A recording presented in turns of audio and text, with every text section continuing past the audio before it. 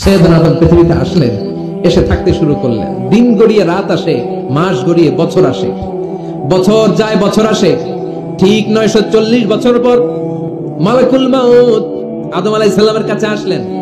বললেন, আনা মালাকুল মাউত উকিলা বিকুম, আপনাদের জন্য আল্লাহ আমাকে বানিয়েছে রূহ কবজ করতে। ও আদম, আবুল বাশার, পৃথিবীর প্রথম মানব, প্রথম নবী, আপনার সময় শেষ, রেডি হন। কি হন? খেলা শুরু হবে, এখনই রূহ কবজ করে নিয়ে যাব। সাইয়েদনা আদম বলে, এখন আসছো কেন? আমার আরো 60 বছর বাকি আছে। মালাকুল মাউত বলে, না, আপনি রূহের জগতে আল্লাহর কাছে আপনার সন্তান দাউদকে কয় বছর দিয়েছিলেন? 60 বছরের জন্য 940 বছর আপনার জন্য লেখা। আমি এখন আপনার রূহ কবজ করতে চাই। সাইয়েদনা আদম বলে, আমি মানি না, আমি কাউকে দেই নাই 60 বছর, আমি দেই নাই, আমি আরো বাঁচব। মালাকুল মাউত আল্লাহর যে বলে, আল্লাহ দেয় নাই বলে, আসলে ভুলে গেছে। আসলে আফাতুল ইলমি আন নিসিয়ান, মানুষ ভুলে যায়, মানুষ বড্ড ভুলে যায়। আমরা অনেক সময় খাইয়াও কই খাই নাই। অনেক কিছু আপনি দিছিলেন কিন্তু ভুলে যাই, গলার নিচ দিয়ে নামার পরে কই তুমি কিচ্ছু দাও নাই। আছে না নাই? নাসিয়া আদম ফানাসিয়া বানু, আদম আলাইহিস সালাম ভুলে গেছেন, তাই আমরাও ভুল করি, ঠিক কি না? এজন্য আমাদের নেতারাও বলে এটা দেব ওটা দেব, নির্বাচনের পর সব ভুলে যায়। আছে না নাই? ওই যে আদম আলাইহিস সালাম ভুলছে, আমরাও ভুলে যাই। ওনাদের দোষ কি? ভুলে যায়, বেমালুম ভুলে যায়। আল্লাহ বললেন, মালাকুল মাউত আর জোরাজুরি করো না। 940 নয়, ঠিক 1000 বছর পরে আদমের কাছে যাবা। আমি আমার আদমের ভাগ্যে এই জিনিসটাই রেখে দিয়েছিলাম রে মালাকুল মাউত। আমি আগ থেকে এটাই রেখেছি, আমি জানতাম সে ভুলে যাবে। চিল্লায় কোন সুবহানাল্লাহ। তার মানে পৃথিবীর সবচেয়ে লম্বা মানুষ, 60 হাত লম্বা, এত শক্তিশালী আদম আলাইহিস সালাম শ্রীলঙ্কাতে প্রথম নেমেছিলেন। এক লাফ দিলে আদম আলাইহিস চলে যেতেন। সুবহানাল্লাহ। কি লম্বা মানুষ। আদম আলাইহিস সালাম চলে গেলেন, ওনার পরের নবী ইদ্রিস আলাইহিস সালাম, উনি মরে নাই। ইদ্রিস আলাইহিস সালাম মরছে, কে বলছে? উনিও মরেছেন। তবে ওনার মৃত্যুর আজীব এক ঘটনা আছে, অনেক লম্বা কথা। এক ফেরেশতার সাথে ওনার বন্ধুত্ব হয়েছিল। বলেছিলেন, আমি আকাশ দেখতে চাই, আল্লাহর কাছে অনুমতি চাই। আল্লাহ বলল, ঠিক আছে, ইদ্রিসকে আকাশে ঘোরাও। প্রথম আকাশে ঘুরলেন, দ্বিতীয় আকাশে ঘুরলেন, তৃতীয় আকাশে ঘুরলেন, চতুর্থ আকাশে ঘুরলেন। ইন দ্য মিন টাইম চতুর্থ আসমানে মালাকুল মাউত পৃথিবীর দিকে নেমে আসছিল। ওই ফেরেশতা বলে, মালাকুল মাউত আপনি কই যান? মালাকুল মাউত বলে, একটু আগে আল্লাহ ফরমান জারি করেছে, চতুর্থ আসমানে আমার নবী ইদ্রিসের রূহ কবজ করো। সুবহানাল্লাহ। আমি বললাম, আল্লাহ আপনার পাঠানো নবী সাইয়েদনা ইদ্রিস থাকে দুনিয়ায়, চতুর্থ আসমানে পামু কই? আল্লাহ কয়, কথা নাই, দৌড় দে। আমি দৌড় দিলাম, এসে দেখি ইদ্রিস আলাইহিস সালাম এখানে রেডি। সুবহানাল্লাহ। ওয়া রাফা'নাহু মাকানান আলিয়্যা।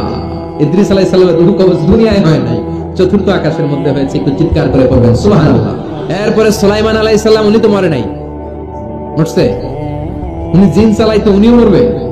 শক্তিশালী একজন নবী ছিল। উনি মালাকুল মাউতকে বলেছিলেন, মালাকুল মাউত আমার মৃত্যুর সুয়াইয়া, সামান্য কিছু আগে আমারে বইলো, আমার একটা কাজ আছে। মালাকুল মাউত মৃত্যুর কিছু সময় আগে এসে বলল, সুলাইমান টাইম ইজ আপ, সময় শেষ, অল্প কিছু সময় বাকি, কি করবেন করেন। সাইয়েদনা সুলাইমান জিনদেরকে ডাকলো, ও জিনেরা, বিশাল একটা প্রজেক্ট আছে, প্রজেক্টে কাজ শুরু করো। আর কিছুদিনকে বলল, চারদিকে গ্লাস ফিটিং করা একটা রুম বানাও।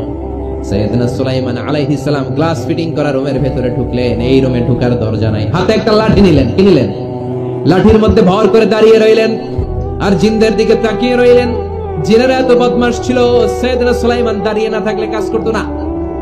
ছিল ফাঁকিবাজ, কি ছিল? দাঁড়ায় না থাকলে আজও লোকজন কাজ করতে চায় না, ঠিক কিনা? মালিক দাঁড়ায় থাকলে ঠিকই কাজ হয়ে যায়। সুলাইমান আলাইহিস সালাম লাঠির মধ্যে ভর দিয়ে দাঁড়িয়ে রইলেন আর বললেন, কাজ করো। জিনেরাও কাজ শুরু করলো। ওদিকে মালাকুল মাউত এসে বলে, ও সুলাইমান সময় তো শেষ। সুলাইমান বলে, সমস্যা নাই, রূহ কবজ করো। উনি লাঠির মধ্যে ভর দিয়ে দাঁড়িয়ে রইলেন। গ্লাস ফিটিং করা রুমের ভিতরে কোরআন সাক্ষী।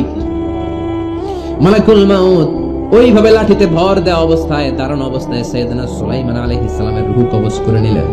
উনি এমন ভাবে দাঁড়িয়েছেন, রূহ চলে গেল, লাশ হয়ে দাঁড়িয়ে রইলেন। লাঠির মধ্যে দাঁড়িয়ে আছেন, জমিনের মধ্যে লুটিয়ে পড়ে নাই। সুবহানাল্লাহ। জিনগুলো দূর থেকে ভাবলো, বস তো দাঁড়ায় আছে। কে দাঁড়ায় আছে?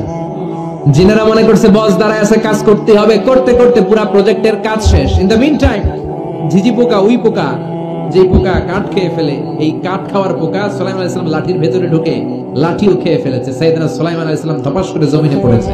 আর জিনেরা কয়, হায় হায়, খালি খালি কাম করছে এতদিন। সুবহানাল্লাহ বলেন না? সুলাইমান আলাইহিস সালাম বাঁচতে পারেন। চলে গেলেন। মুসা আলাইহিস সালাম মরছে, উনি মরবে কেন? উনি তো খালি মারে।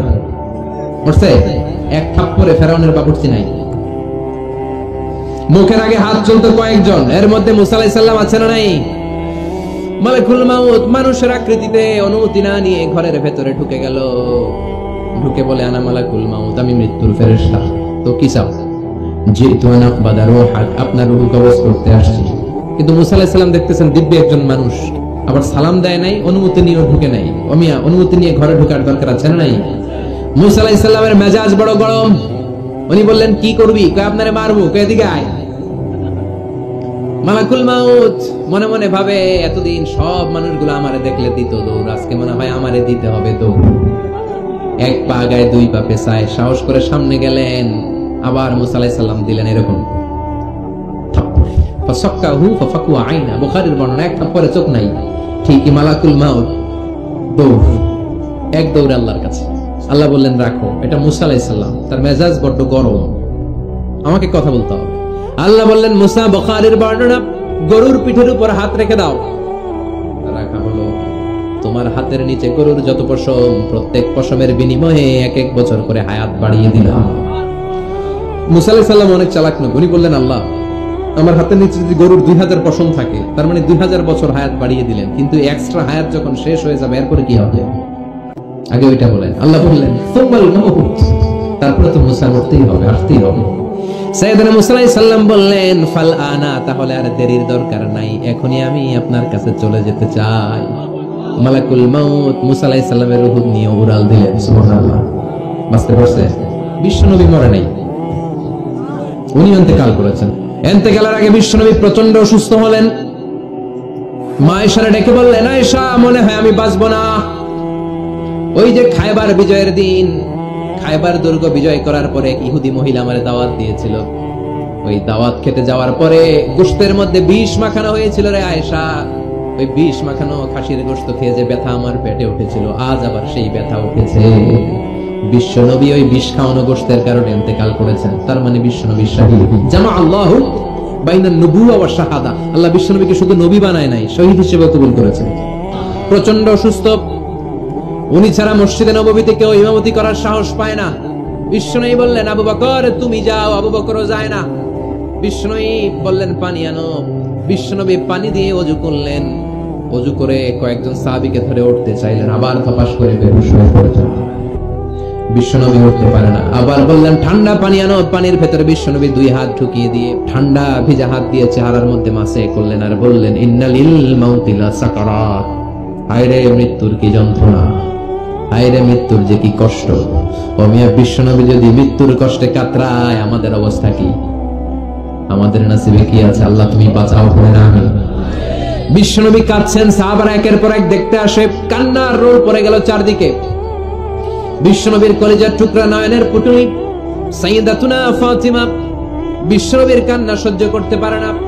বিশ্বনবীকে ধরে ফাতিমা, সাইয়্যিদাতুনা ফাতিমা বিলাপ করা শুরু করে দিলেন, চিৎকার দিয়ে কান্নাকাটি শুরু করে দিলেন, আর বললেন, ওয়া কুরবাবা, হায় হায়, আমার বাবার কি কষ্ট, আমার বাবার কি কষ্ট হচ্ছে।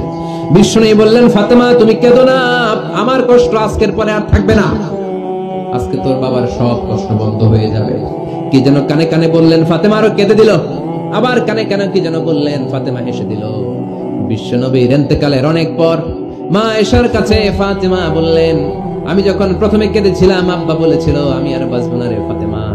আবার কানে কানে একটা কথা বলার পরে হেসেছিলাম, আব্বা বলেছিল আমার পরে আমার পরিবার বর্গের মধ্য থেকে সর্বপ্রথম তোমার সাথে আমার দেখা হয়ে যাবে রে ফাতেমা। অল্প কয়েক মাসের ব্যবধানে সাইয়্যিদাতুনা ফাতেমা উনি ইন্তেকাল করলেন। বিশ্বনবী শোয়া থেকে উঠতে পারে না। এক সাহাবীকে দেখলেন মেসওয়াক করছে। বিশ্বনবী মেসওয়াকের দিকে তাকিয়ে রইলেন। বিশ্বনবীর নিথর দেহটা পড়ে আছে। আয়েশারে যে বলবে, আয়েশা মেসওয়াক দাও, বলতে পারে না। মা আয়েশা বুঝতে পেরে মেসওয়াক আনলেন, বিশ্বনবীকে মেসওয়াক করিয়ে দিলেন। এবার বিশ্বনবী বললেন, ও আবু বকর শোনো, আল্লাহ আমাকে অপশন দিয়েছে। কি দিয়েছে? আল্লাহ বলেছে, নবী আজীবন থাকতে চাইলে থাকেন, আর আসতে চাইলে চলে আসেন। আমি থাকতে না চেয়ে আল্লাহর কাছে চলে যাওয়ার ইচ্ছা করলাম। সাইয়েদনা আবু বকর কান্না জুড়ে দিলেন। বিশ্বনবী বললেন, আসসালাত আসসালাত, ও আমার উম্মতেরা নামাজ তরক করো না।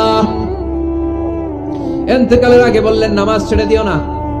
আর বললেন, ওমা মালাকাত আইমানুকুম, তোমাদের অধীনস্থ কর্মচারীদের সাথে খারাপ আচরণ করো না, ঘাম শুকানোর আগে পয়সা দিয়ে দিও। আর হাত দুটো উঁচু করে বললেন, আল্লাহুম্মা ইলার রাফিকিল আ'লা, ও আল্লাহ আমি আপনার কাছে যেতে চাই। এই কথাটা বলে বিশ্বনবীর হাত দুইটা থপাস করে জমিনে পড়ে গেল। বিশ্বনবী থাকতে পেরেছে কেউ? চিল্লায় বলেন। এজন্য আমরা আল্লাহর কাছে ঈমানি মৃত্যু চাই। কি মৃত্যু? আমরা উত্তম মৃত্যু চাই। চিল্লায় বলেন কি মৃত্যু? এজন্য মরণের আগে ঈমান নিয়ে মরার দরকার আছে না নাই?